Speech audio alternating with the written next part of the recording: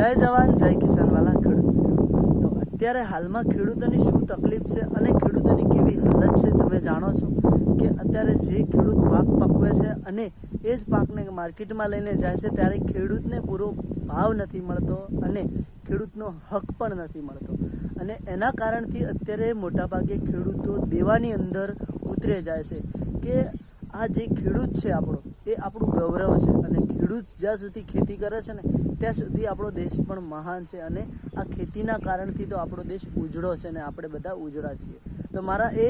140 કરોડની આબાદીના માણસોને હું કહેવા માગું છું કે ખેડૂતોએ તો એવો શું ગુનો કર્યો છે કે એ ગુનાની સજા જેને નથી કરી એ સજા ખેડૂતને મળી રહે છે, કારણ કે એક ખેડૂત અનેક લોકોના પેટ ભરે છે અને એ જ ખેડૂતને જો દેવામાં ઉતરવાનો દાડો આવતો હોય અને પછી છેલ્લે એ જ ખેડૂતને એના ખેતરના જેઠે ગળા પાહો ખાઈને આત્મહત્યા કરવાનો દાડો આવતો હોય ને તો એ ખેડૂતને હું આજે કહું છું કે મારા વાલા ભાઈ, આજે આપણે હવે સંગઠન કરવાની જરૂર છે અને એક સાથે મળીને ખેડૂતને ન્યાય માંગવાની જરૂર છે, જેથી આપણને પૂરતો ન્યાય મળે અને જે આપણો પાક છે, આપણે જે પાકમાં આટલી કાળી મજૂરી કરીએ છીએ એનો સાચો હક આપણને મળે। તો વાલા ખેડૂત મિત્રો, એક સાથે જોડાવા માટે બે હાથ જોડીને નમ્ર વિનંતી છે અને વિડીયોને કમેન્ટ કરજો અને ચેનલને ફોલો કરી દેજો, જેથી કરીને આપણા બધા જ ખેડૂત મિત્રોને ન્યાય મળે અને ખેડૂત ભાઈઓ સક્સેસ થઈ શકે। નહીતર આ દુનિયા હવે ખેડૂતને જીવવા દે એવું મને દેખાતું નથી, કારણ કે આ દુનિયા પૈસાની પાછળ ભાગે છે, ખેડૂતની ઇજ્જત અને ખેડૂતની મર્યાદા પાછળ નથી જોતી।